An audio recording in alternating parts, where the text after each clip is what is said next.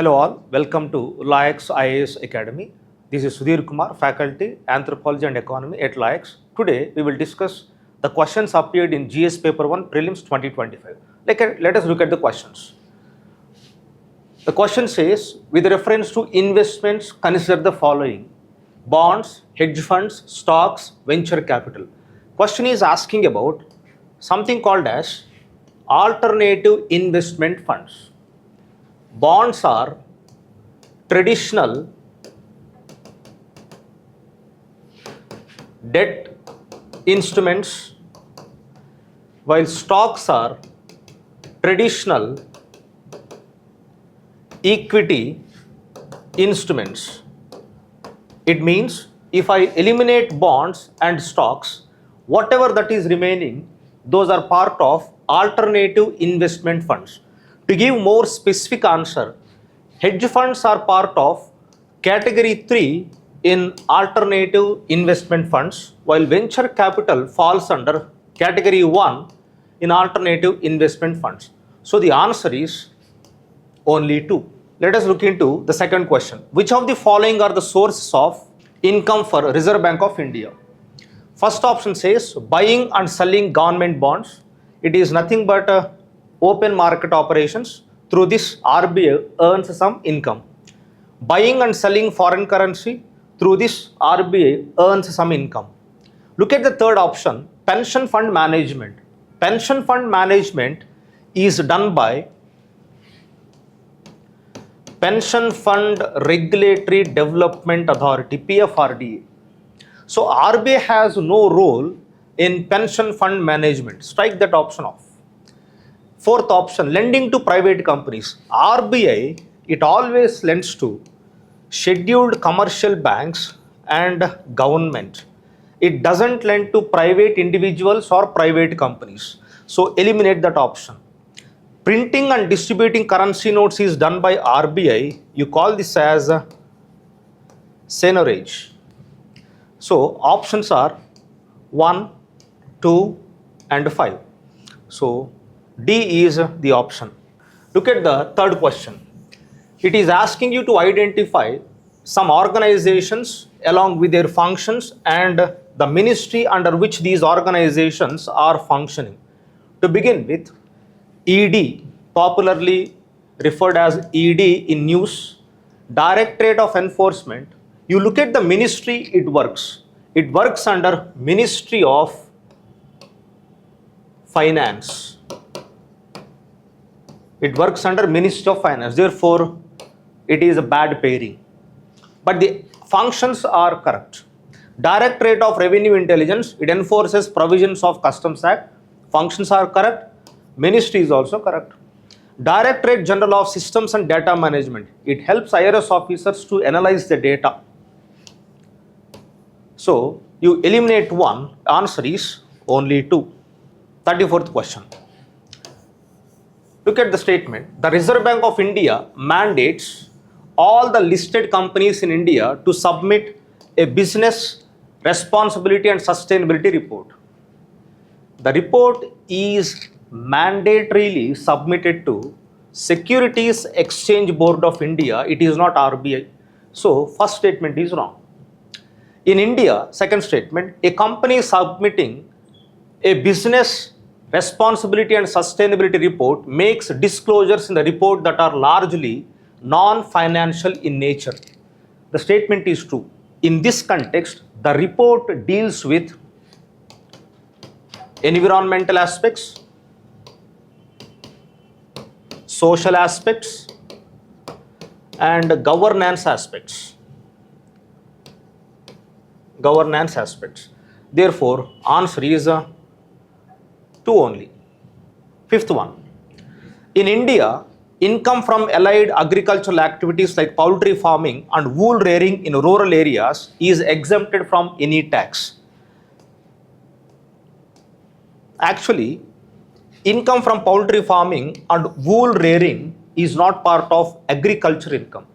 When something is not part of agricultural income, it is a taxable. Therefore, statement 1 is wrong.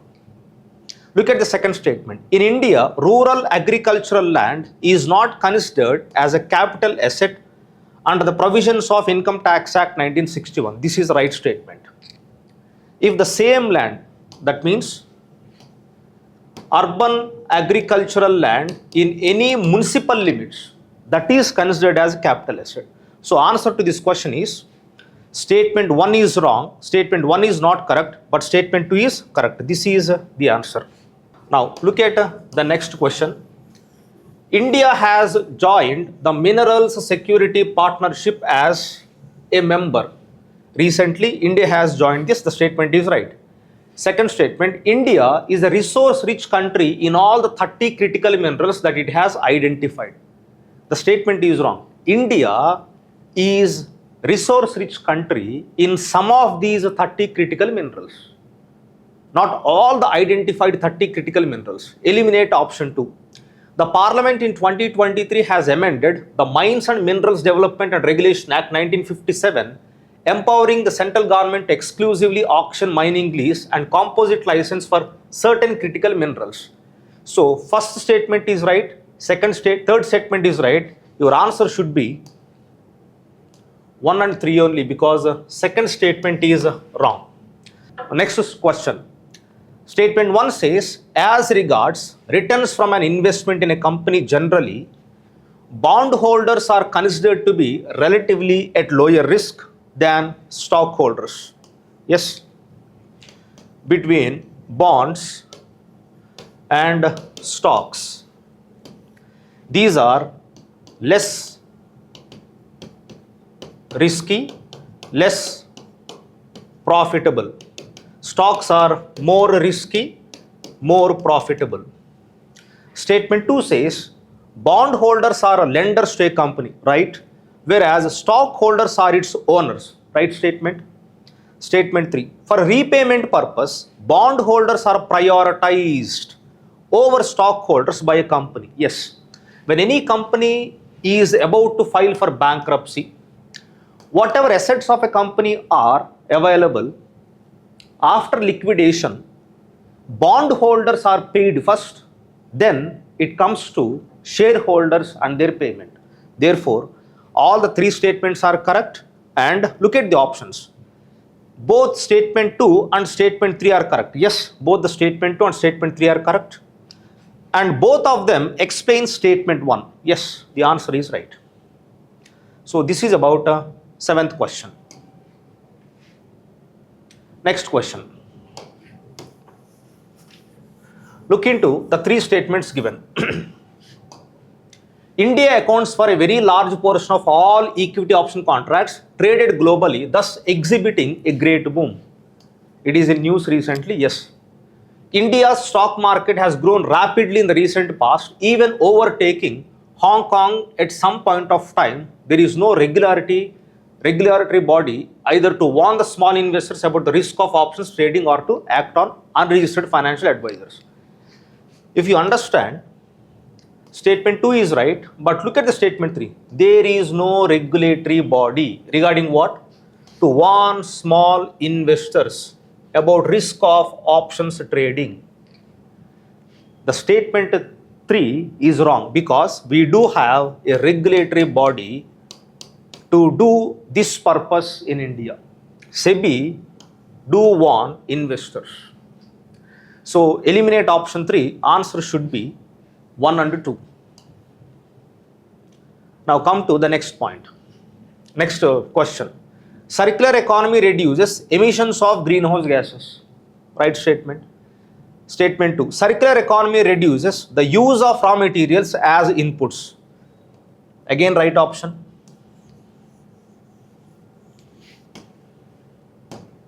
This is also right. Third statement. Circular economy reduces wastage in the production process. This is also true. Now the statements we should understand. Statement A says, option A says, both statement 2 and statement 3 are correct, and both of them explain statement 1. That is the right answer. Look at the 40th question. This is about capital receipts. Statement 1 says, capital receipts create a liability or a cause of reduction in the assets of the government. For example, in a PSU, government owns 100% stake. After disinvestment, it has come to 90%. But what happens to the sales of proceed of this 10% of shares in this PSU? That is considered as capital receipt. Right? So statement 1 is correct. Borrowings and disinvestment are capital receipts. Yes, they are. Just now I explained. Look at the third statement. Interest received on loans creates a liability of the government. The moment interest is received, look at this. Government has given a loan. On this loan, government is receiving what? Interest. This interest is not the liability of the government, rather it is the asset of the government. Therefore, statement 3 is wrong. So what should be your answer? 1 and 2 only. This is the answer. Come to the next point, next question.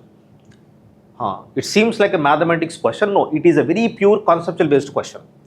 Suppose revenue expenditure. What is the formula?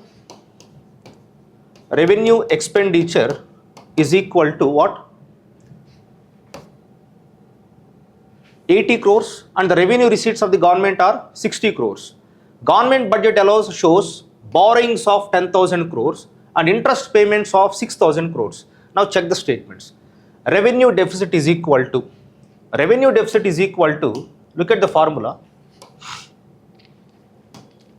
Revenue expenditure minus revenue receipts is equal to revenue deficit. So revenue expenditure is 80,000 crore minus revenue receipts are 60,000 crore. Answer is 20,000 crore. So this is right. Now let us look into the remaining options.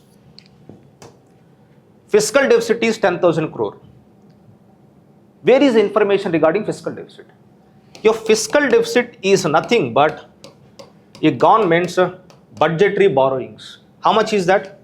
10,000 crore. So fiscal deficit is 10,000 crore. Right answer. Primary deficit is 4,000 crore. What is primary deficit? Primary deficit is equal to fiscal deficit minus interest payments. How much is a fiscal deficit? 10,000 crore given. How much is interest payments? 6,000 crore. What is the answer? 4,000 crore. So this is right. So option D is correct for 71st question. Next. Let us look into another question. Again, some numbers were given by UPSC for the first time now, I guess. Check the question. A country's fiscal deficit stands at 50,000 crore. It is receiving 10,000 crores through non-debt creating capital receipts. What is non-debt creating capital receipt? It is nothing but money earned through something called as disinvestment. Disinvestment proceeds are non-debt creating capital receipts. The country's interest liabilities are 1,500 crore. What is the gross primary deficit? Already in the earlier question, I gave you the formula. Primary deficit is equal to fiscal deficit minus interest payments. Interest liabilities are 1,500 crore. So if I deduct 50,000 crore and 1,500 crore from it, I get 48,000 crore. Sorry, 48,500 crore. So answer is A. Look into the 76th question. Which of the following statements with regard to recommendations of 15th Finance Commission of India are correct? It has recommended grants of 4,800 crores from the year 22-23 to the year 2025-26 for incentivizing states to enhance educational outcomes. This was directly lifted from economic survey. Statement 1 is right. Second statement, 45% of net proceeds of union tax are to be shared with states. It is 41%. For UTs, additional 1%, that is 42. So this is a wrong figure. Statement 2 is wrong. 45,000 crores are to be kept as performance-based incentive for all states for carrying out agricultural reforms. Right? Fourth statement, it reintroduced tax effort criteria to reward fiscal performance of states. Right statement. So eliminate 2. 134 is the answer. 134, C is the answer. This is a question from international organizations or international financial organizations, particularly World Bank Group. Look at the statement. International Bank for Reconstruction and Development, statement 1 says it provides loans and guarantees to middle income countries, right statement. It works single-handedly. It works along with the World Bank Group. It doesn't work single-handedly. It was established to help Europe rebuild after the World War II. Yes. Initially, the purpose is to help countries within Europe to rebuild themselves after World War II. Later, it got extended to other countries also. So, you eliminate 2, eliminate this, eliminate this, eliminate this. Answer is 1 and 3. Next, 78th question. In RTGS, the settlement time is instantaneous, right? While in case of NEFT, it takes some time to settle payments. Yes. The reason is, in NEFT, it takes place. The transactions are seen in the accounts with half an hour time delays. So, statement 1 is correct. In RTGS, the customer is charged for inward transaction, that means incoming transaction, while that is not the case for NEFT. In none of these RTGS or NEFT, there is no charge for inward transactions. Statement 2 is wrong. Operating hours for RTGS are restricted on certain days, while this is not true for NEFT. This is also a wrong statement. For both RTGS and NEFT payments, you can make transactions 365 days. 24/7. So, answer is A only. Next, 79th question in set B or 16th question in economy module. Consider the following countries: UAE, France, Germany, Singapore, Bangladesh. How many countries among the above are there other than India where international merchant payments are accepted under UPI? With UAE, yes. With France, yes. Germany, it did not accept. Singapore, yes. Bangladesh, no. So, answer is, you eliminate 2, answer is only 3. Now, this is a tricky question. This is from current affairs. So, in economy, you got 16 questions, right? Apart from 3 questions, remaining 13, they are easy to medium. Any serious student should get 13 questions right out of 16. Thank you.